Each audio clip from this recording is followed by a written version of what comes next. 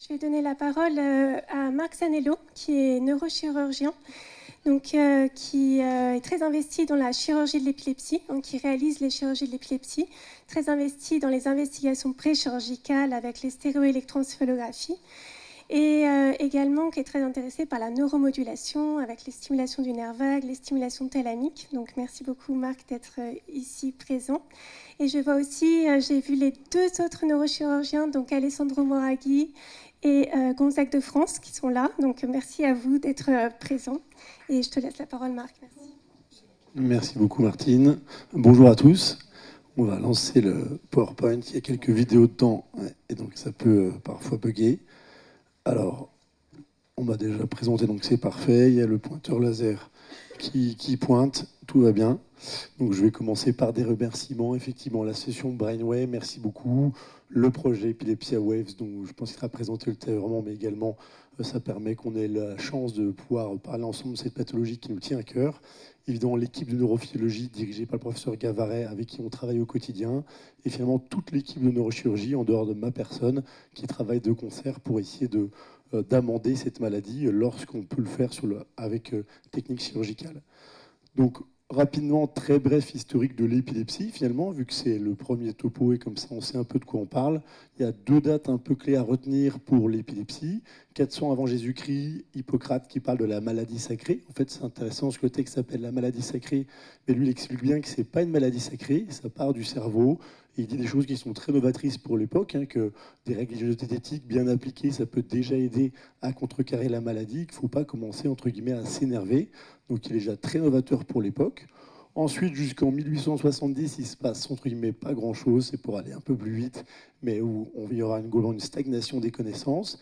Et ensuite, il y a John Ullichsen Jackson, je vais sûrement très mal le dire, un neurologue anglais qui travaille dans le premier hôpital dédié à la prise en charge des patients épileptiques, le Queen Square à Londres, qui lui va vraiment en fait avec A Study of Convulsion, qui est un de ses articles très novateurs, d'écrire sur le plan presque philosophique, parce qu'en fait, il n'a pas de technique expérimentale pour prouver ce qu'il avance, dire que les crises d'épilepsie viennent du cortex cérébral et vraiment dire, voilà, il y a vraiment un vrai substrat organique cérébral qu'il faut prendre en charge. Ensuite, il y a l'ILAE qui se structure dès le début du XXe, et c'est surtout Henri Castot, un de nos collègues marseillais, qui va pousser pour tout ça dans les années 60. Donc il faut retenir que c'est une affection non transmissible du cerveau, avec des crises récurrentes, et c'est les crises récurrentes, c'est décharge électrique excessive dans un groupe de cellules cérébrales. C'est ça l'épilepsie. Donc finalement, pourquoi une chirurgie? C'est toujours dur à comprendre quand les patients épileptiques de basculer d'une pathologie, je dirais, médicamenteuse à une pathologie chirurgicale. En fait, qui dit groupe de cellules cérébrales qui donnent des crises, si on retire ce groupe de cellules cérébrales, on peut espérer guérir l'épilepsie. C'est là où l'épilepsie sert, c'est le traitement étiologique de la pathologie épileptique dans un grand nombre de cas. Si à neuromodulation, on a parlé brièvement, il y a un système à implanter, c'est aussi une chirurgie.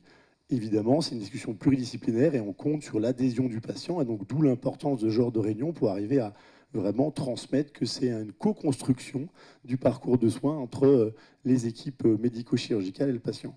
Bon, très brièvement, sur les premières tentatives, les trépanations qu'on cite fréquemment, probablement qu'elles ont pu être testées aussi pour l'épilepsie, mais il faut retenir que c'est vraiment, on voit, il y a un grand trou et qu'on arrive ensuite au début du 20e où il y a des premières chirurgies dites un peu d'épilepsie, où c'est surtout on retire des lésions post-traumatiques qui donnent des crises d'épilepsie. Et ensuite, j'arrive nécessairement à l'école de Montréal qui va beaucoup faire pour cette chirurgie des patients épileptiques. Donc là, après, j'ai décrit un petit peu, il faut retenir qu'ils ont eu des soutiens, donc d'où l'importance. Construction, on voit que l'Institut neurologique de Montréal, c'est pas fait tout seul. Et la Fondation Rockefeller, à l'époque, a donné une grosse somme d'argent. Et après, je pense que la vidéo qui suit va mieux résumer ce que c'est. Donc là, c'est une vidéo que vous trouvez en ligne, assez intéressante. Il y a normalement un peu de son. Je ne sais pas si vous allez très bien entendre. Voilà, donc là, elle chute. Elle dit qu'elle sent quelque chose qui brûle. Vous allez voir la technique de Montréal. Je fais exprès de laisser la vidéo parce que c'est quelque chose qu'on fait désormais dans le service. Donc c'est de la chirurgie en conditions éveillées. Là, c'est Wilfred Penfield, donc le neurochirurgien, qui pose ses électrodes sur le cerveau de la patiente alors qu'elle est réveillée durant la chirurgie. Et là, il essaye de reproduire son début de crise. Et maintenant, que sentez-vous? Il y a quelqu'un qui me verse de l'eau froide sur le poignet, Dr. Penfield? Et maintenant? Ah. Qu'y a-t-il, Madame Gould? Je sens des toasts. Des Ah, touches là, qui sont en train de brûler, docteur. le montage à l'américaine, il s'est rendu compte, il faut faire un don, c'est un génie. En tout cas, j'ai trouvé intéressant de montrer vraiment, ça montre la technique. Vous avez vu que c'est une technique très superficielle. Donc ça, c'est la superficie du cerveau. Ah oui, c'est voilà, là c'est vraiment le plus grand Canadien de notre temps, c'est ce qui est dit dans la vidéo.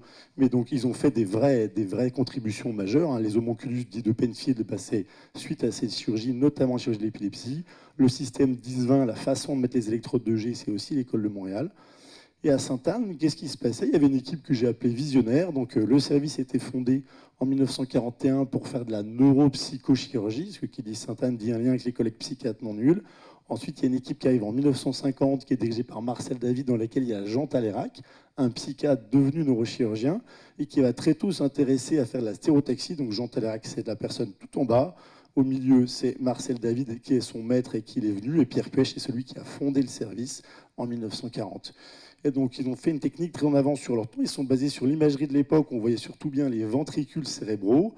Et ils ont commencé à dire on n'a qu'à mettre des électrodes profondes dans le cerveau pour aller enregistrer aussi les structures cérébrales profondes qu'on n'avait pas accès à la clinique de Montréal. Donc, aller plus loin, je dirais plus en profondeur que ce que faisaient les collègues de Montréal. Et ensuite, il a travaillé dans 2 concerts avec un collègue neurophysiologiste, hein, d'où l'importance du travail en équipe, le docteur Banco. Là, on voit le docteur Banco, le docteur Talérac qui parle d'un cas en les voit en pleine action. Et donc, ils ont créé comme ça la stéréoélectroencéphalographie, l'idée d'aller implanter plusieurs électrodes intracérébrales pour explorer le cerveau des patients. Donc là, c'est pour montrer qu'on voilà globalement comment on fait. On va aller un peu vite parce que c'est une vidéo qui n'est pas toujours... Mais c'est juste pour montrer qu'on sert toujours leur technique. Là, désormais, il y a une fusion IRM et imagerie intra-opératoire. Et pour les plus vigilants, vous allez pouvoir vous rendre compte qu'on sert toujours du cadre développé par Jean Talérac dans les années 50. Donc finalement, là, le cadre que vous voyez là, c'est toujours le sien. Donc il y a eu des évolutions évidemment, c'est plus raffiné, mais la base de la technique reste là. Et donc c'était vraiment, pour dire que ça dans les années 50, quelque chose de révolutionnaire à l'époque.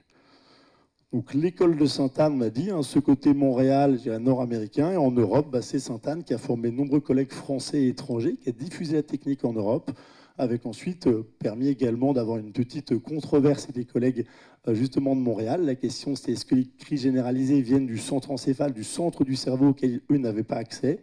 Via les électrodes implantées profondes, les collègues de Sainte-Anne ont pu dire qu'il y avait les crises généralisées ne venaient pas du centre du cerveau et qu'en fait le centre du cerveau en tant que tel ne veut pas donner de crise. Donc désormais on peut tâcher de fusionner les 2 mondes, c'est ce qu'on fait à Sainte-Anne avec des SEEG premières puis une chirurgie en conditions éveillées type École de Montréal. On a récemment publié la série du service dans Épilepsie en 2025. Et après, brièvement, effectivement, un mot de la neuromodulation, parce que là, c'est toute la partie où on vient retirer ce groupe de cellules qui est malade. Et ben, si on ne vient pas le retirer, qu'est-ce qu'on peut faire? On peut poser différents dispositifs. Vous voyez ici, c'est un stimulateur du nerf vague. On vient se raccrocher à un nerf qui passe au niveau du cou. On vient mettre en place une électrode hélicoïdale, donc en forme d'hélice, qui envoie un courant le long du nerf. Ce courant va remonter jusqu'au cerveau. Et après, il y a une animation qui vous reprend tout le processus de fonctionnement de la stimulation du nerf vague. Ce qu'il faut retenir, c'est que ça vient ensuite globalement produire certains monoamines comme la sérotonine et la noradrénaline, et ça vient en gros jouer sur la relation thalamus-cortex. Donc en tout cas, juste pour dire qu'il y a des techniques, si on ne peut pas retirer, qui peuvent également vous aider, qui nécessitent un acte chirurgical pour être réalisé. Donc là, on voit voilà, la petite animation, noradrénaline, la sérotonine qui arrive derrière, ce que c'est quelque chose d'un peu plus tardif, puis après il y a les autres composants, on avance un petit peu. Et demain, après quitte à dire on a fait l'histoire, non on se projette, ben là je vais lancer 2 petites vidéos qui vont vous montrer des systèmes dits de close loop, en fait en boucle fermée, où on vient enregistrer ce que fait le cerveau et délivrer le courant électrique uniquement quand il y a besoin. On peut se consacrer sur la petite vidéo plutôt à droite là, de l'image, hein, qui est en fait un système qui vient enregistrer l'activité électrique cérébrale. Quand il y a une activité épileptique, hop, on envoie pile le courant qu'il faut au moment pour que ça redevienne une activité électrique physiologique et qu'il n'y ait plus de crise, qu'il y ait casser la crise. Donc ces systèmes gèrent un peu intelligence et ce sur quoi on espère aller demain, quelque chose qui va permettre de réguler en temps réel l'activité cérébrale pour mieux contrecarrer l'épilepsie des patients. Je vous remercie de votre attention.